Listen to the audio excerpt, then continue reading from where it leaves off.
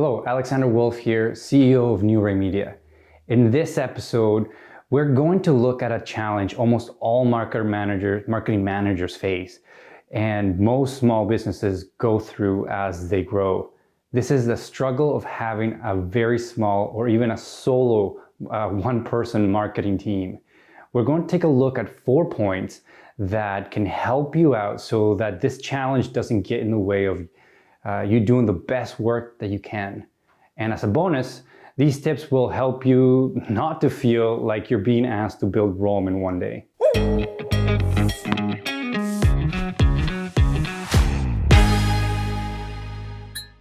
So the first topic is going to be communication with your manager. The biggest and main challenge and the one that should be tackled first is the lack of communication with your manager about what can realistically be done with what you have. I feel your pain, and I know how hard these conversations can be, and they can get confrontational and defensive. I have personal experience with managers having unrealistic expectations, and it's definitely a conversation you look to avoid. But once you do, you feel so good and free and on track. You start enjoying your job even more because there are real expectations, real goals, and a clear plan on how to get there. So let's run through a way you can start this conversation with your higher ups, your manager. It can go something like this. Hey boss, I was hoping you have a second to chat about our marketing deliverables and our overarching goals. You started with what do we want to accomplish in what time frame? Using SMART goals is a great way to approach this. Just Google how to use SMART goals. It's super simple. Then we move to budget.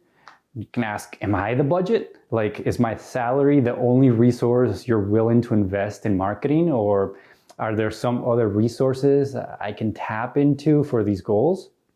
After this discussion, you will have lots of information and you will be ready to get into the fun part. You will know more about the strategy you want to use to achieve the goals.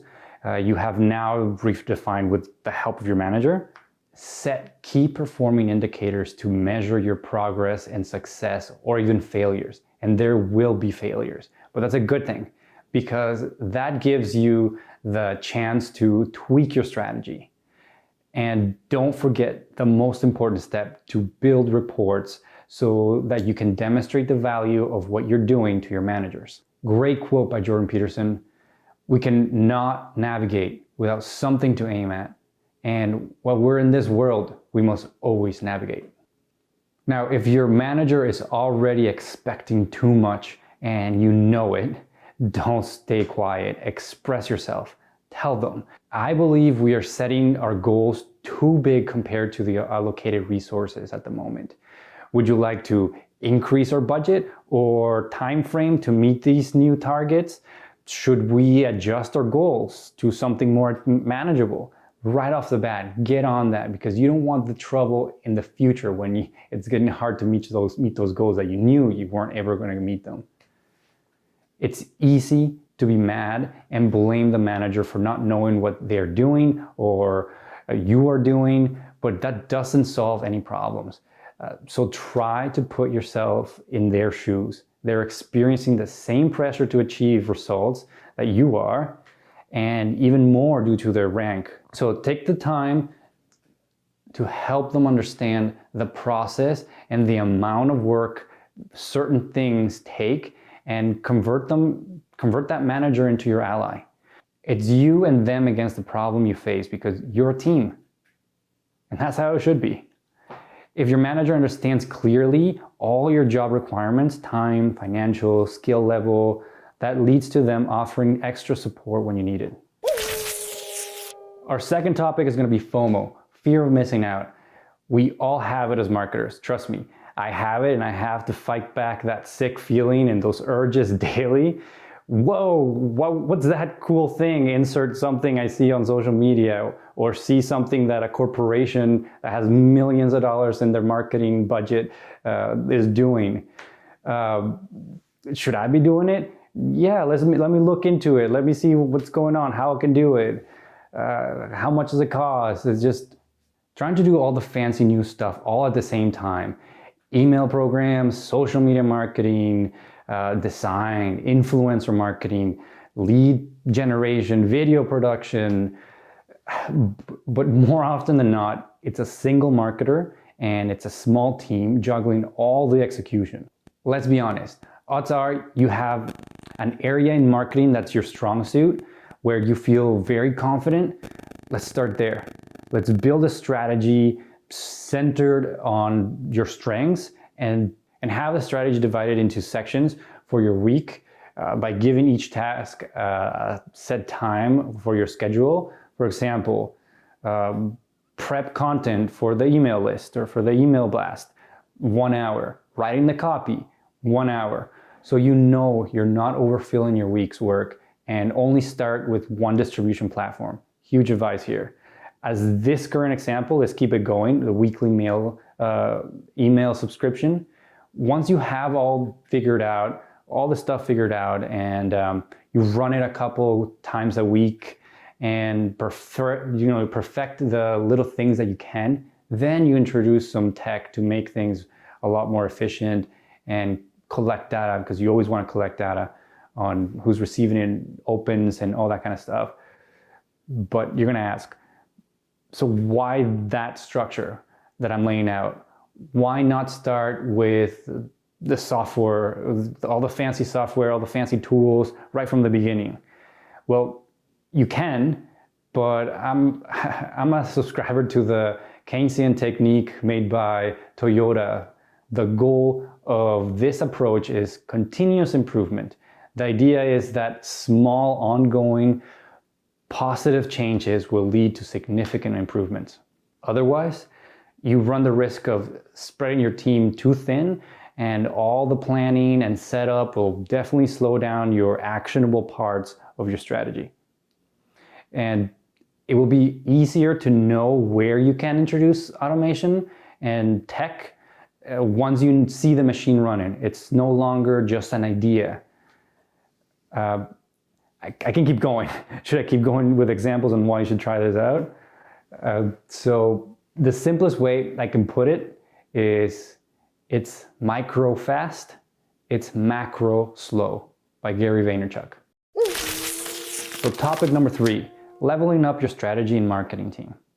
Now you want to grow your strategy's reach into new distribution platforms, okay? Or you want better videos or photos for your clothing or skincare products. You have proven the marketing power of your team skills. You have results, and the company is going to allot a bigger budget for you to use. The dilemma is to outsource or internal hire to grow your team. Let's say for this example, you want to hire someone full-time for video, photo, editing, all that kind of stuff. Because you might not have the experience in video shoots, pre-production, production, post-production, or the company does not have policies, procedures, or templates to intake someone like that into the marketing machine. This would mean disrupting your present progress and process, and a huge headache, because I'm assuming you would be the one in charge of doing or helping in the hiring process. It takes time and lots of trial and error. We know, we've been through it, to learn how to put together a pre-production brief, and that's a template that takes time to build and expertise. Nonetheless, not something you have to research the last minute before your shoot deadline this Thursday.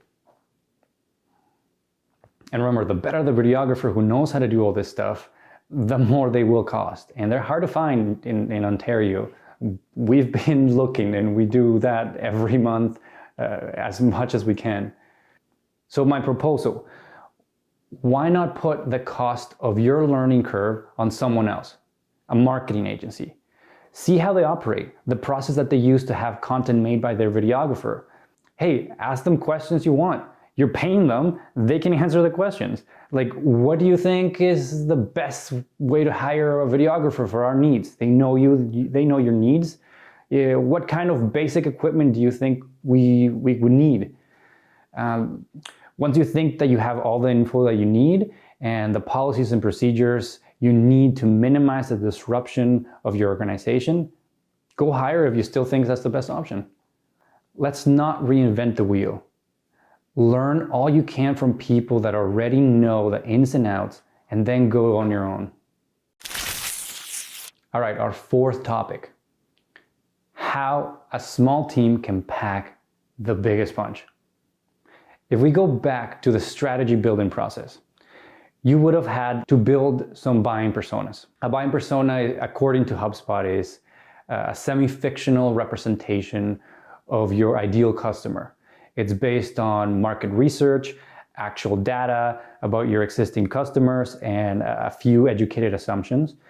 It helps you to understand and relate to an audience that you want to market your products or services to. While building these buying personas, give your team a little bit of extra time to go in deep in two things. One, where is the attention of your audience? And two, what type of content do they prefer to consume? Let's go for an example and put it in a real example to understand. Your buying persona can be a Gen Z in the Greater Toronto area, and most of their attention is spent on TikTok. They prefer to consume quick, fun skincare tutorial videos.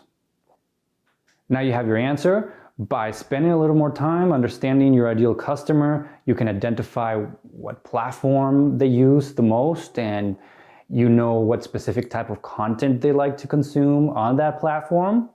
Your team focuses on finding those two things, execute a strategy on producing that type of content, and publish on that distribution platform, and you have yourself the start to a small team getting big results.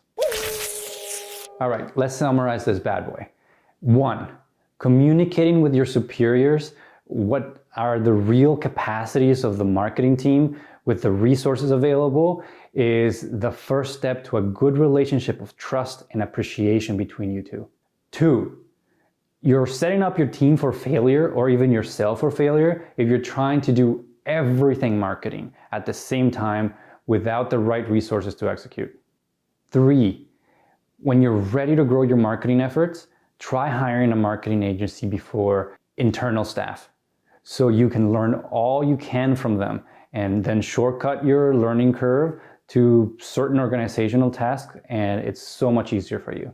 And finally, 4, learn all you can about your ideal customer, because it will save you lots of time and money when it comes to getting their attention.